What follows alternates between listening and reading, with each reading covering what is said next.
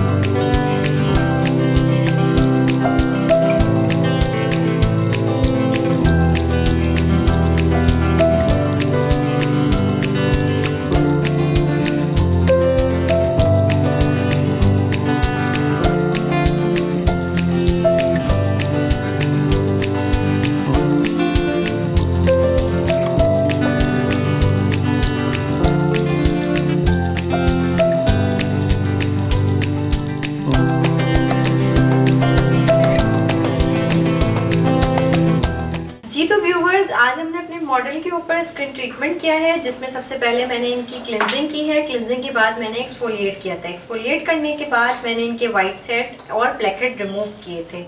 फिर मैंने इनके मास्क अप्लाई किया था। मास्क मैंने 20 मिनट्स रखा था। मास्क को वॉश ऑफ करने के बाद मैंने स्किन प्योरीफायर से इनको वाइप किया है और लास्ट में इनके सीरम लगाया है। जैसे कि अब आप देख सकते हैं कि इनकी स्किन कितनी फ्रेश लग रही है। बिफोर आपने देखा होगा कि इनकी स्किन कितनी डल और अनफ्रेश हो रही थी। अगर आपको हमारी वीडियो पसंद आई है तो हमारे चैनल को सब्सक्राइब कीजिएगा। हमारा चैनल है 77 और हमारी वीडियो को लाइक करिएगा और शेयर करिएगा।